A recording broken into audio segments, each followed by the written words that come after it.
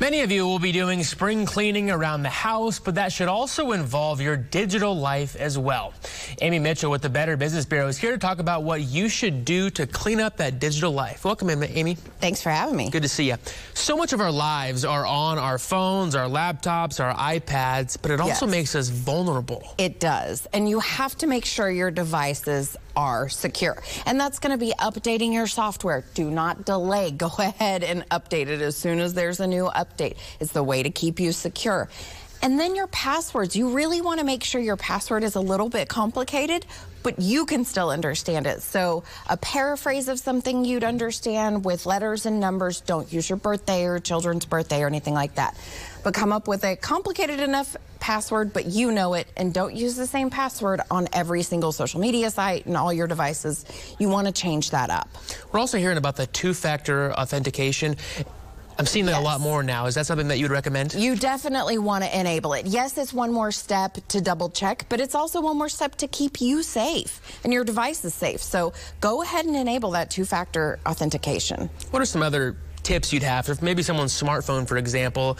I know you mentioned apps on your phone that you don't use anymore. That's just taking your data. Yeah. Go ahead and take an evaluation of your phone and say, okay, am I not using these? Do I need to delete these accounts or just delete the app? Do I need to go in and clean up that account before I delete the account?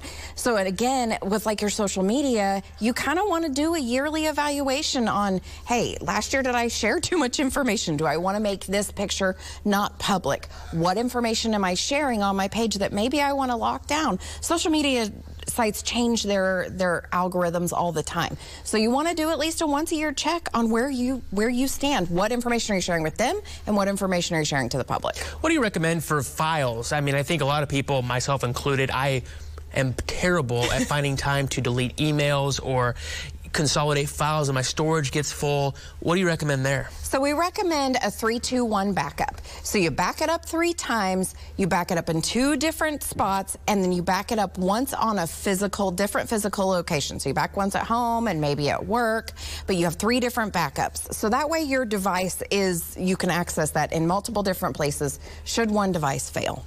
How important is it to be aware of things out there that it's going to try to lure you to, like a quiz on Facebook, to lure your information? These seem just, you know, not a big deal. Okay, I'm going to answer these questions. What scammers are looking for in these quizzes on social media is going to be like a birthday, a phrase that maybe you've used on a security question, like what was your pet's first name? Some of these things the bank asks for security questions. So you have to be careful how much of that information you're really giving online. Now, identity theft obviously is a big problem. We've talked about it with you before.